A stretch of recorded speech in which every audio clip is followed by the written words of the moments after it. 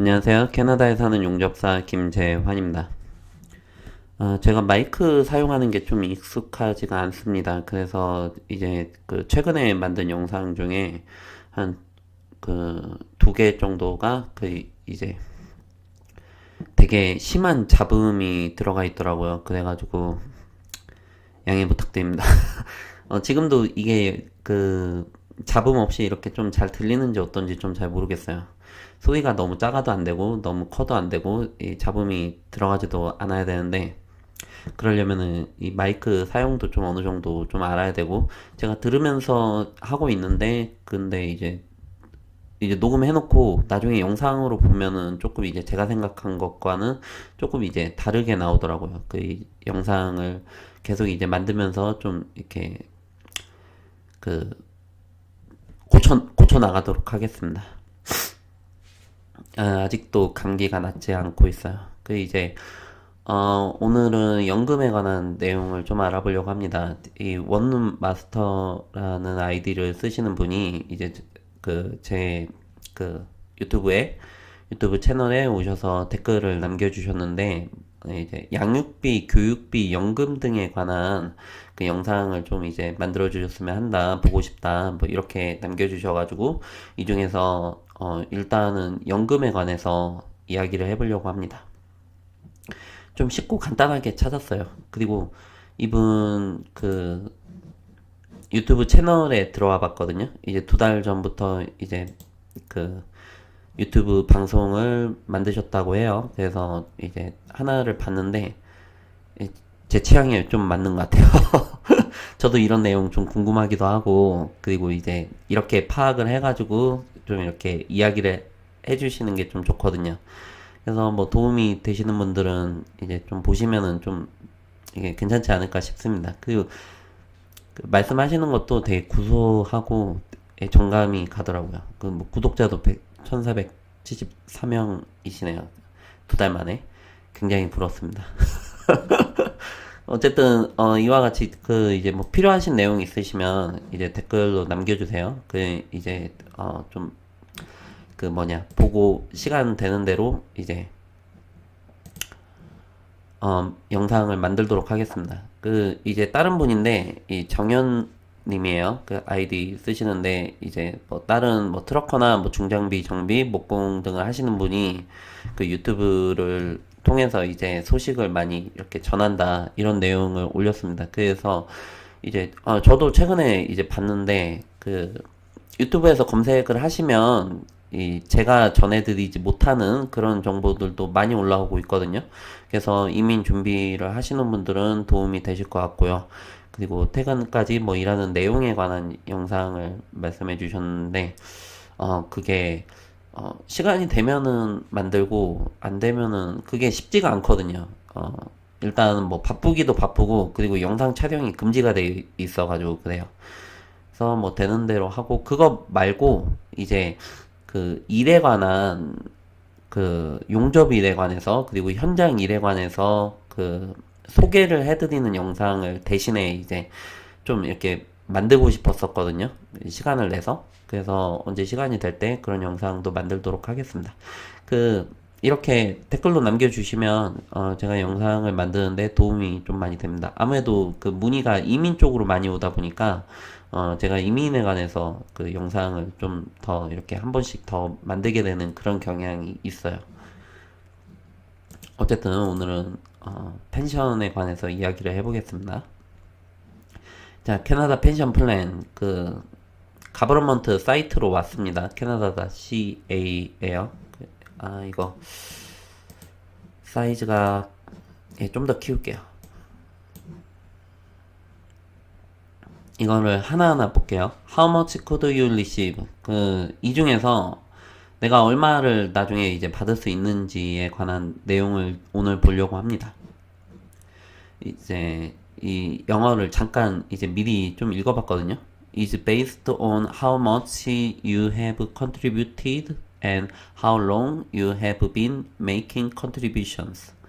그 이제 자신이 얼만큼 이제 그 CPP에 돈을 냈는지에 따라서 이 어마운트가 이제 조금 이제 달라진다라는 내용이에요.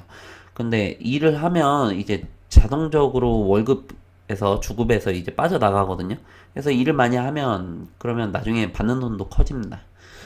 그 이제 표로 그게 나와 있거든요. 근데 이제 보기가 조금 그렇게 쉽진 않은데 일 많이 하면은 그냥 더 많이 받는다 이렇게 생각하시면 될 것 같아요. 죄송합니다. 어, 이 내용은 이제 만약에 수입이 너무 적으면 그러면은 CPP로 빠져나가는 돈이 줄어요. 이제 그 내용을 이제 이야기를 한 거고요. 이제 너무 최저임금밖에 안 되면은 최저임금이네. 소득이 최저 생계비 정도밖에 안 되면은 그럼 CPP로도 안 빠져나가고 일단은 뭐 당장 먹고 살기 힘든데 일단은 최대한 이제 안 빠져나가고 이제 주는 거죠. You can also request child rearing provision인데 이제 프라이머리 케어기버라는 거는 이제 자신이 양육을 담당을 해야 되는 그것 때문에 이제 지로 월 로우 어닝일 경우에는 이제 이거를 신청을 할 수 있다라는 거예요. 차일드 레어링 프로비전. 이제 그 애기가 한 두세 명 있고 그리고 얘네 양육을 해야 되는데 뭐 그것 때문에 내가 일을 할 수가 없으면 정부 보조금을 이제 받는 거죠. Which may increase your retirement pension amount. 요런 조건이면은 요거를 신청을 해가지고 이 연금을 좀 더 받을 수 있는 것 같아요. 그리고 여기 크레딧 스플리팅이라고 되어 있는데 이거는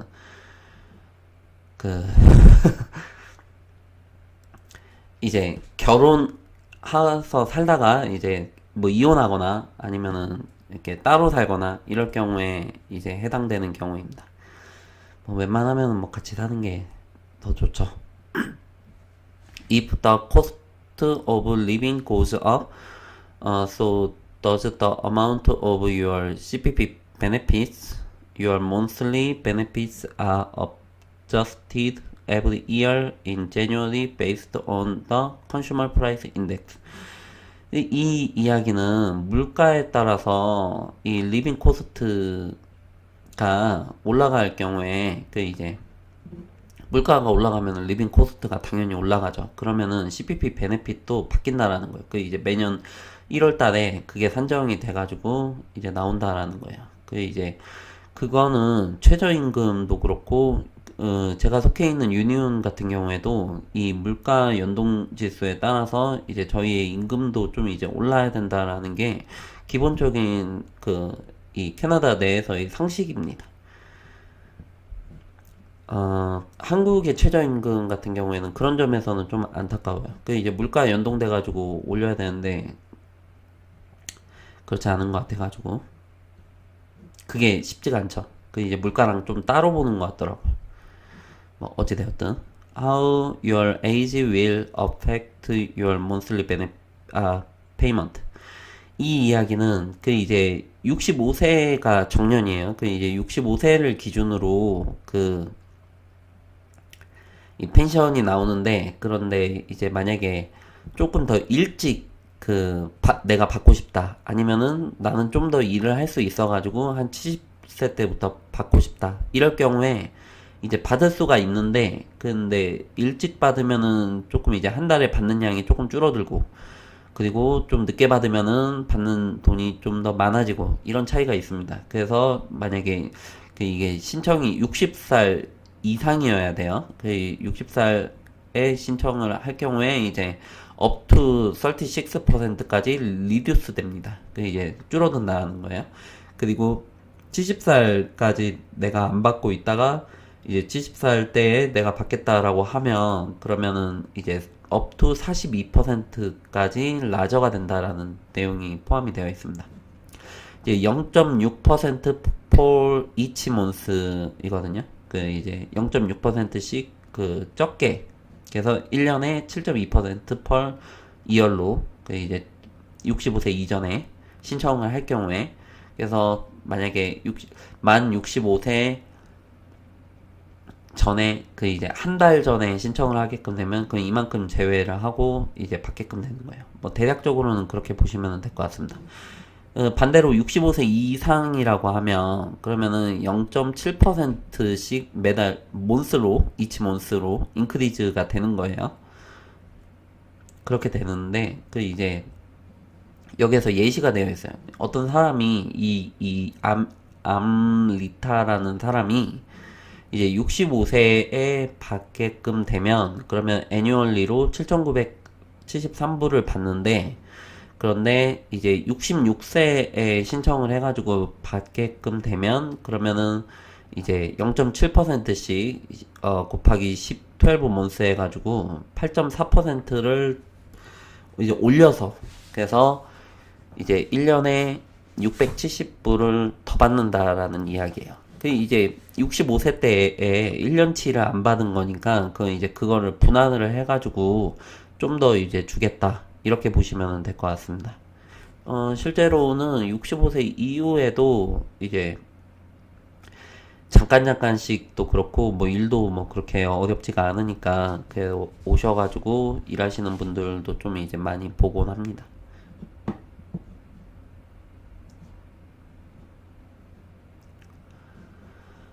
이거 한번 볼게요. 그 이제 CPP payment amounts are adjusted every January. 아까 이야기를 했죠. 그 이제 물가 변동을 따라간다. If there is an increase in the cost of living as measured by the consumer price index, subsequent to the increase in the consumer price index, CPP benefits amounts will increase by 2.3 in January 2019년. 뭐 같은 얘기예요. 그 이제 물가 변동해 가지고 올라간다. 그래가지고 2.3% 올라갈 것이다. 2019년도 1월에 뭐 이런 이야기입니다. 그래서 지금 현재 얼마를 받냐? 그 이제 리타이어먼트 펜션 at age 65세라고 하면은 664불이 이게 그 2018년도 10월 날짜로 잡힌 평균이에요. 평균이고 맥시멈은 1154불이거든요. 제 생각에는 저는 개인적으로 일을 조금 이제 많이 하는 편이라서 좀 더 받지 않을까 싶어요. 근데 제가 한 30 나이쯤에 이쪽으로 20대 후반 정도에 20대 후반이죠. 20대 후반에 캐나다에 와서 살고 있기 때문에 모르겠어요.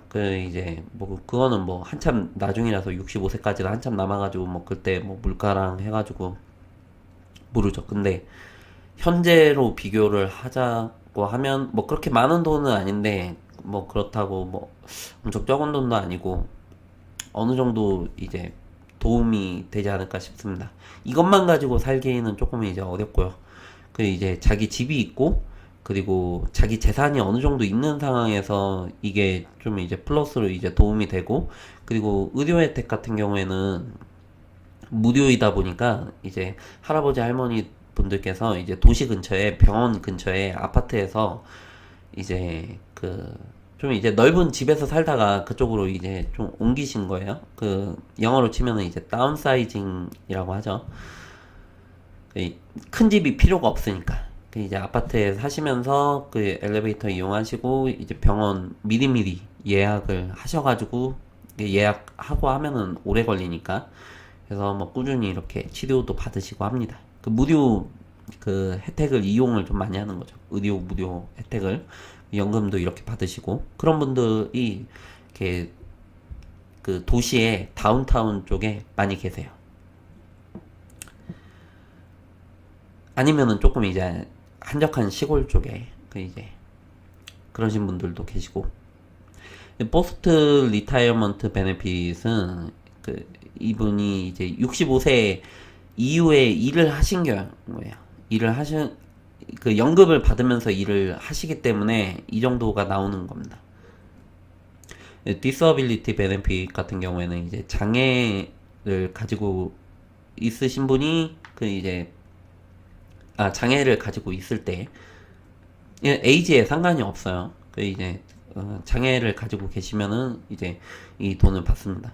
이것도 이게 돈을 얼마큼 낸 거에 따라서 이걸 주는 건지 아니면은 그냥 무조건 나오는 건지 이거는 그 안에 들어가서 내용을 봐야 되거든요. 이 클릭하면은 연결됩니다. 이제 이렇게 해가지고 클릭하면 여기 이렇게 연결이 되고요. 그래가지고 이 안에서 내용을 이제 보실 수가 있어요. 뭐 그것도 다 연금 쪽에서 한꺼번에 이제 그 관리를 하는 거죠. 이 서바이벌 같은 경우에는 미망인이에요. 그 이제 배우자 중에 한 분이 이제 돌아가신 경우에 그 이제 혼자 살게끔 되는 경우에 연결된 65 같은 경우에는 이제 이만큼의 돈이, 이거는 평균이고 이거는 맥시멈입니다. 65세 앤 올더 같은 경우에는 이만큼의 이제 비용을 받으시고요. 그리고 이제 Children of Disabled CPP Contributors, 이제 자녀들에게 그 주는 돈인데, 그 캐나다 펜션 플랜의 컨트리뷰터가 그러니까 그 부모가 장애를 가지고 있는 경우에 이제 자녀들에게 주어지는 이제 비용입니다. 무슨 얘기인지 아시겠죠? 그리고 이거는 이제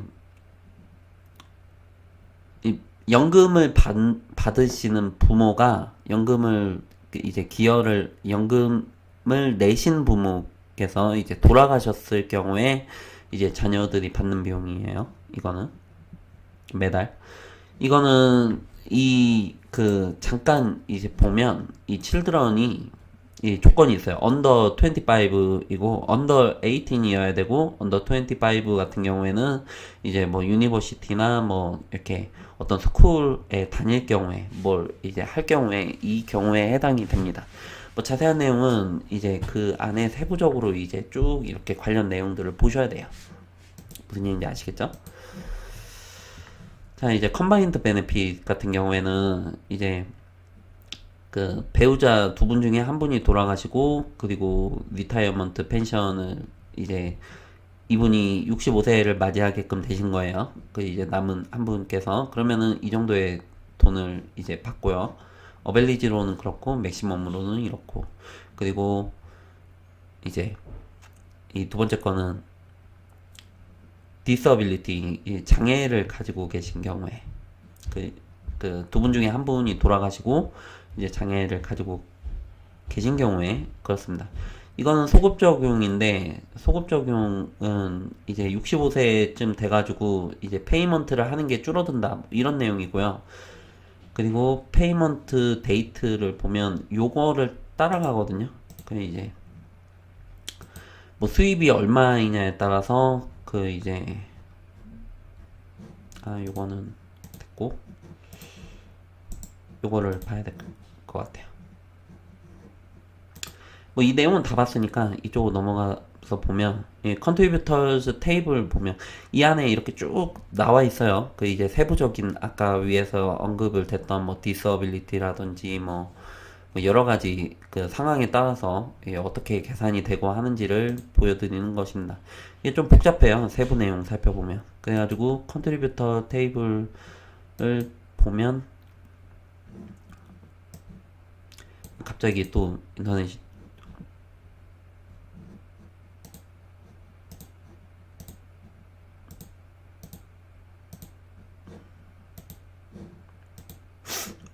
여기 들어와 있습니다. 그래서 2011년부터 2016년까지 요거를 봐야 될 것 같아요. 엑셀 파일로 이렇게 나왔는데 이제 저장을 하고, 그리고